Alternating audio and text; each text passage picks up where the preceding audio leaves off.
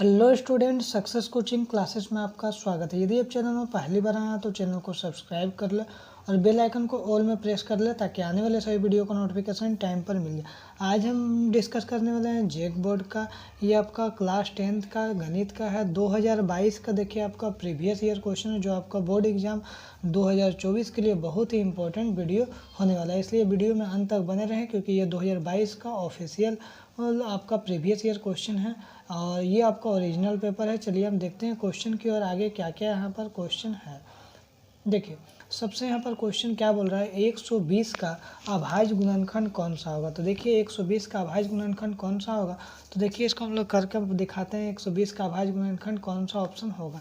देखिए यहाँ पर 120 का अभाज्य गुणनखंड करने यहाँ पर बोल रहा है, तो 2 के टेबल में 60 कर दीजिएगा, फिर 2 के टेबल में 30 कर दीजिएगा, फिर 2 के टेबल में क्या करिएगा 15 करिएगा, और फिर 3 5 जा 15 और 5 1 जा 5। तो यहाँ क्या हो सकता है 2 × 2 × 2 × 3 × 5 ये आपका हो सकता है। तो हम लोग इसको बोल सकते हैं, इसका ऑप्शन नंबर क्या हो जाएगा 1 क्या हो जाएगा, बिल्कुल राइट आंसर हो जाएगा क्योंकि 2 × 2 × 2 × 3 × 5 है। आगे देखते हैं क्वेश्चन नंबर 2 क्या बोल रहा है। तो क्वेश्चन नंबर 2 क्या बोल रहा है ना, देखिए 2 × 2 × 2 × 3 × 3 का मान क्या होगा। देखिए तो इसको मल्टीप्लाई करिएगा, 2 2 जा 4 और 4 2 जा 8 और 8 3 जा क्या होगा 24 और 24 3 जा क्या होगा 72। तो इसका ऑप्शन नंबर 2 क्या हो जाएगा, बिल्कुल राइट हो जाएगा आपका 72।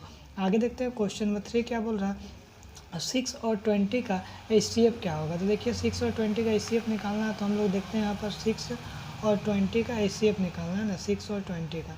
देखिए आप लोग क्या करिएगा, 6 का इस तरह कर दीजिएगा 20, 6 3 जा क्या हो जाएगा आपका 18 हो जाएगा। यहाँ पर बचेगा आपका क्या 2 बचेगा। अब ये वाला जो 6 है यहाँ पे आ जाएगा, तो 2 3 जा क्या हो जाएगा आपका 6 हो जाएगा। तो इसका HCF क्या हो जाएगा आपका 2 हो जाएगा। इसका HCF क्या हो जाएगा आपका 2। आगे देखते हैं, तो हम लोग बोल सकते हैं इसका HCF क्या हो जाएगा आपका 2 हो जाएगा।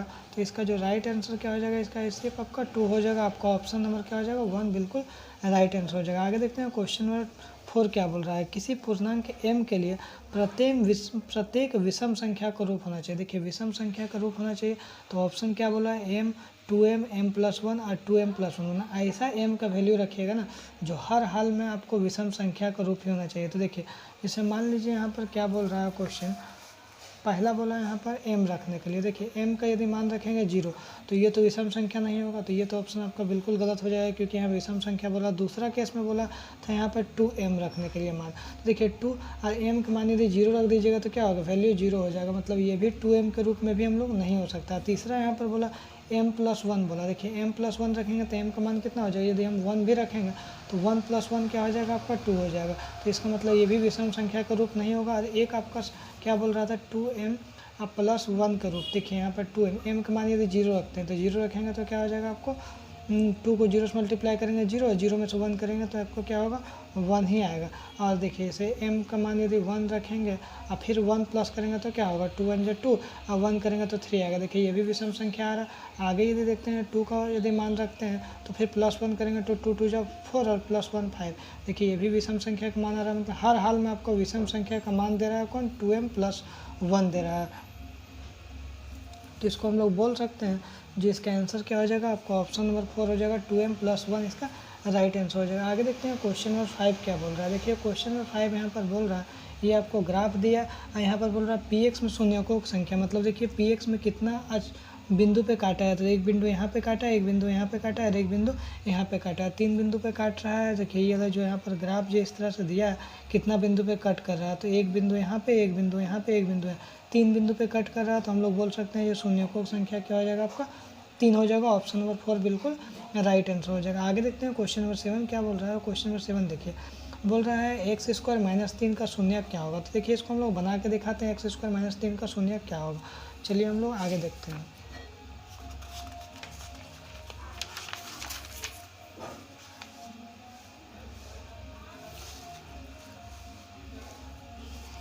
देखिए x² -3 का शून्य करना है, तो x² -3 बराबर हम लोग क्या लिखेंगे 0 लिखेंगे। तो x बराबर क्या हो जाएगा -3 से क्या हो जाएगा +3 हो जाएगा, x² +3, यहाँ तक क्लियर हो जाएगा। अब देखिए ये स्क्वायर यदि हटाइएगा तो क्या होगा, अंडर रूट में चल जाएगा। तो एक बार प्लस में लिखेंगे और एक बार माइनस में लिखेंगे तो इसका आंसर क्या हो जाएगा, x बराबर अंडर रूट 3 प्लस में करेंगे और एक बराबर क्या करेंगे, एक बार माइनस अंडर रूट 3 करेंगे। तो यहाँ पर एक बार क्या हो गया +√3 और एक बार क्या हो गया -√3।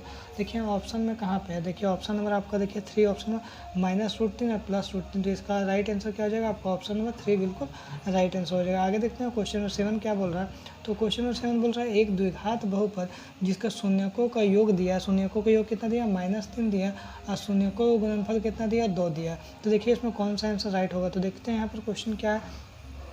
देखिए यहाँ पर शून्यकों का योग कितना दिया है, शून्यकों का योग जो यहाँ पर है वो आपको कितना दिया -3 दे दिया, शून्यकों का गुणनफल कितना दे दिया 2 दे दिया, यही दिया है क्वेश्चन। अब यहाँ देखिए द्विघात बहुपद आपको निकालना है। तो द्विघात बहुपद का फॉर्मूला क्या होता है। तो द्विघात बहुपद बराबर आप लोग लिखेंगे x² minus alpha plus beta x into alpha plus beta. देखिए x² के x²। अब देखिए अल्फ़ा प्लस बीटा का मान क्या है -3 है, तो यहाँ पर -3 कर देंगे और x करेंगे और यहाँ पर देखिए यहाँ पर क्या होगा प्लस होगा और यहाँ पर इंटू होगा, ठीक है ना। तो यहाँ पर देखिए प्लस यहाँ पर कर दिए और अल्फ़ा इंटू बीटा कितना है 2 है, तो यहाँ पर 2 हो गया। तो x² के x² माइनस हो गया, यहाँ पर माइनस माइनस क्या हो जाएगा प्लस हो जाएगा 3x और +2। इसका राइट आंसर ये हो जाएगा। याद रखिएगा, तो यहाँ पर मिस्टेक हो गई लिखने x² minus alpha plus beta x, अब प्लस हो गया यहाँ पर प्लस अल्फ़ा इंटू बीटा। तो देखिए x² के x² minus minus alpha plus beta का मान क्या है -3 है, -3 और x का x लिख दिया, प्लस का प्लस लिख दिया, अल्फ़ा इंटू बीटा कितना 2 है, 2 लिख दिया। x² के x² क्या हो जाएगा माइनस तो माइनस, देखिए यहाँ माइनस है और यहाँ पर अल्फ़ा प्लस बीटा भी क्या है -3, तो माइनस माइनस क्या हो जाएगा प्लस हो जाएगा 3x और यहाँ पर 2। तो यही इसका राइट आंसर हो जाएगा। देखिए x² + 3x + 2। देखिए यहाँ पर ऑप्शन में कहाँ पे है, देखिए इसका ऑप्शन नंबर 1 में पहला सही हो जाएगा x² + 3 और x + 2 इसका राइट आंसर हो जाएगा। आगे देखते हैं क्वेश्चन नंबर 8 क्या बोल रहा है। क्वेश्चन नंबर 8 देखिए, यदि बोल रहा है a1/a2 बराबर b1/b2 not equal to c1/2 समीकरण निकाय a1x + b1y + c1 बराबर 0, a2x + b2y + c2 बराबर 0 है, तो इसका आगे क्या होगा। देखिए यहाँ पर क्या होगा, इसके लिए आपको कुछ कॉन्सेप्ट को समझना होगा।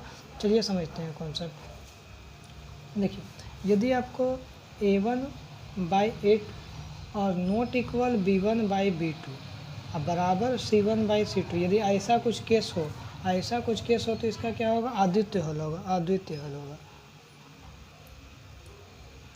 अद्वितीय हल होगा या तो हम लोग बोलेंगे जो केवल एक हल होगा, केवल एक हल, ठीक है।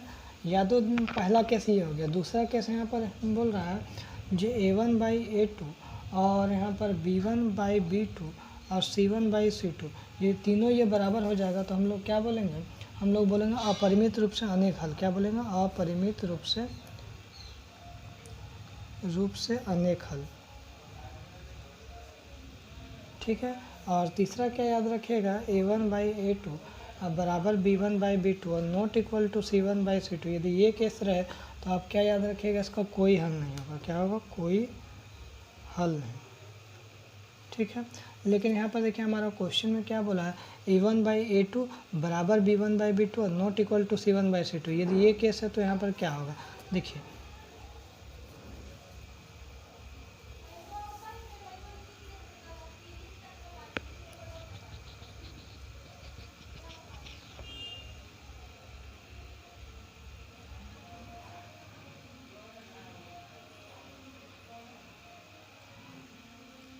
ऑप्शन यहाँ देखिए कंडीशन नंबर 3 हो गया a1/a2 अब b1/b2 बराबर है और c1/c2 बराबर नहीं है, तो क्या होगा, कोई हल नहीं होगा।